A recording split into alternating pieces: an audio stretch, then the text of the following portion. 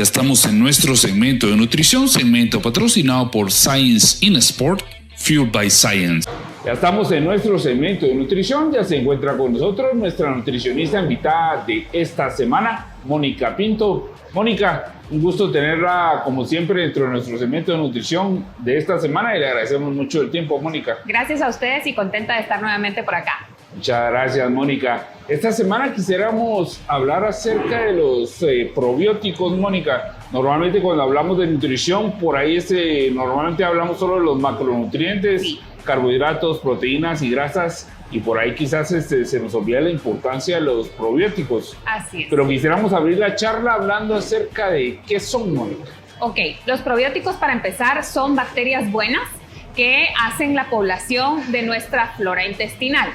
Entonces son bacterias, son organismos vivos que necesitamos para que nuestro sistema gastrointestinal funcione de la mejor manera, ¿verdad? Entonces son, podría decirse hasta cierto punto, porque todavía no están dentro de los micronutrientes, que son vitaminas y minerales, pero sí son sustancias funcionales que necesitamos para un óptimo funcionamiento.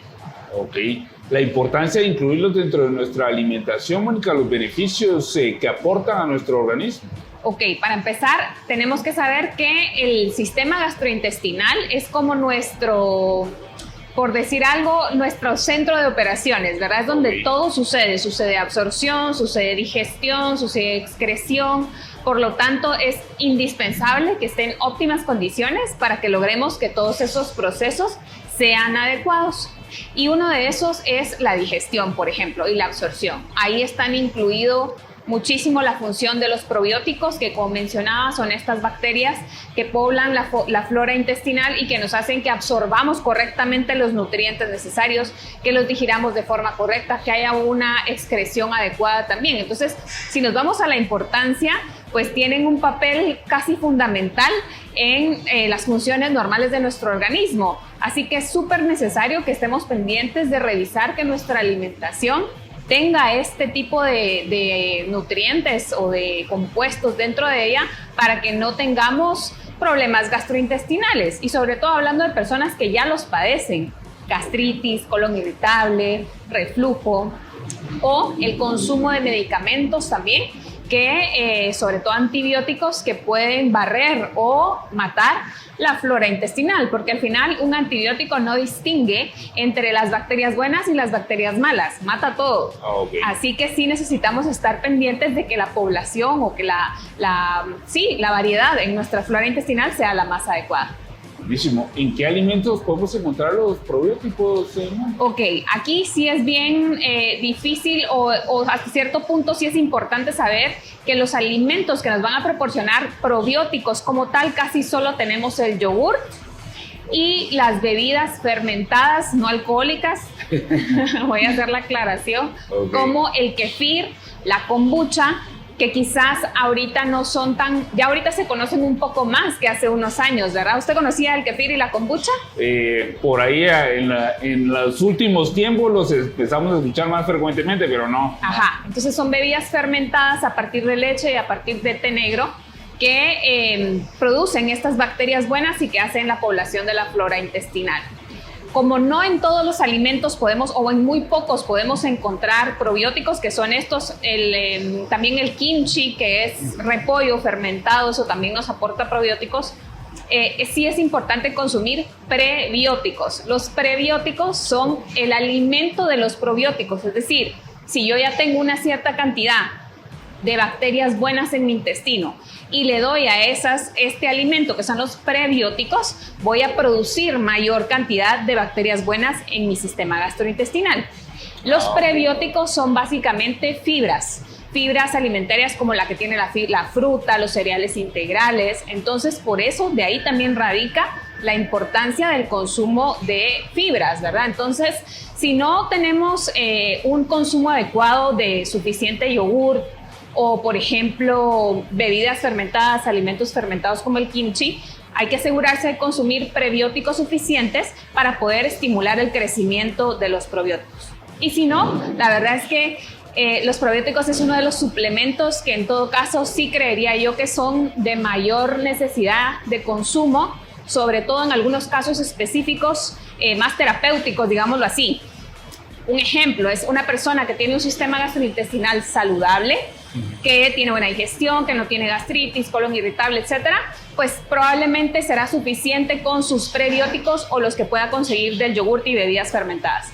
Pero si no, si yo tengo una afección como las que acabo de mencionar, ahí sí es recomendable hacer la suplementación de probióticos. Hay que revisar que sea una buena cantidad para que tenga esa función terapéutica.